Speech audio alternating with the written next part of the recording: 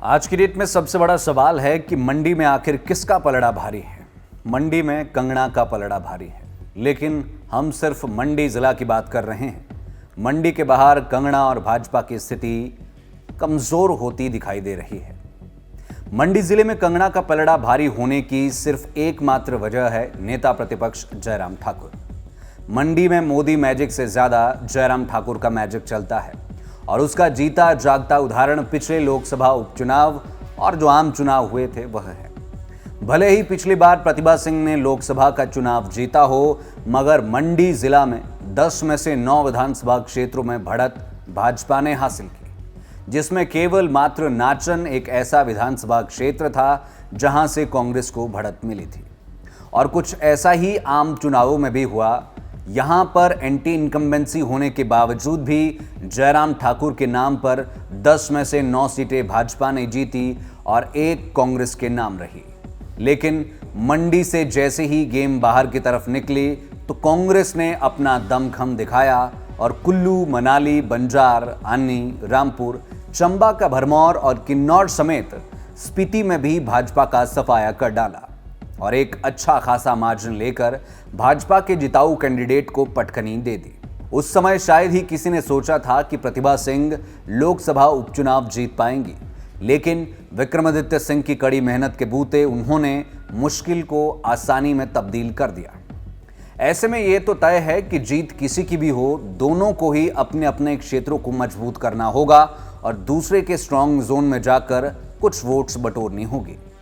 जैसे कि भाजपा को मंडी मजबूत कर बाहर की तरफ बढ़ना होगा और कांग्रेस को ऊपरी इलाका मजबूती से कवर करते हुए मंडी में सेंधमारी करनी होगी, और जो भी अच्छी सेंधमार करने में कामयाब होगा वही अल्टीमेटली विजेता रहेगा। और इस बार की बात करें तो माहौल कुछ ऐसा ही लग रहा है। इस बार कांग्रेस के पक्ष में एक और भाजपा को परेशान करने वाली एक वजह सामने आई है। भाजपा को जो चीज परेशान कर सकती है वह है पैराशूटी नेता का आना और चुनाव लड़वाना। कंगना रनौत को अभी तक बहुत से भाजपा नेता पचा नहीं पाए हैं। यहां तक कि कई नेताओं ने बल्ह में एक बैठक भी की थी, जिसमें सभी पूर्व विधायक और भाजपा के बड़े पदों पर आसीन लोग शामिल थे।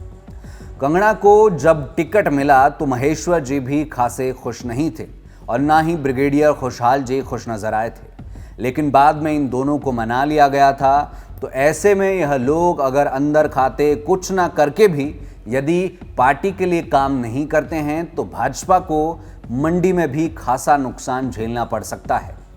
लेकिन जयराम ठाकुर का अच्छा होल्ड, अब ये कितना अच्छा होगा ये तो देखने वाली बात होगी, और मोदी मैजिक का सहारा भाजपा को मदद भी कर सकता है। तो वहीं कांग्रेस के पक्ष में यह है कि यहाँ प्रतिभा की जगह अब खुद विक्रमादित्य सिंह आ गए हैं, जिन्होंने पिछला चुनाव अपने दम पर जितवाया था। इतना ही नहीं, विक्रमादित्य सिंह की मंडी में अच्छी खासी लोकप्रियता भी है, जिसका उनको सीधा सीधा फायदा मिलेगा। बात कहने में अटपटी है, मगर सर्वे में यह भी निकल कर के आया है कि विक्रमादित्य सिंह हिमाचल में कंगना से ज्यादा लोकप्रिय है। ऐसे में कंगना की लोकप्रियता विक्रमादित्य सिंह को कितनी टक्कर देती है, यह देखने वाली बात होगी। कंगना के चुनावों की सारी जिम्मेवारी इस समय जयराम ठाकुर के कंधों पर होगी। उन्हें मंडी को भी भेदना होगा और कुल्लू में भी सेंध लगानी होगी, तभी कंगना की नैया पार हो सकती है। अन्यथा विक्रमादित्य सिंह रामपुर से शुरू होते हुए किन्नौर, स्पीति और कुल्लू होते हुए मंडी पहुंचने में देरी नहीं लगाएंगे।